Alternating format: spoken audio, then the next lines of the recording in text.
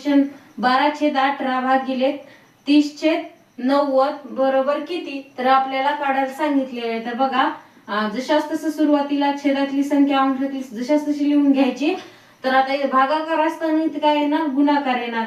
अंशातली भागाकारात जाणार आणि भागाकाराची अंशात जाणार आणि अंशातली भागाकारात येणार. तर बघा उलट होणार. याच्या 90 वरती गेले, 30 खाली आले. तर बघा 18×5 = 90, 5 सख 30.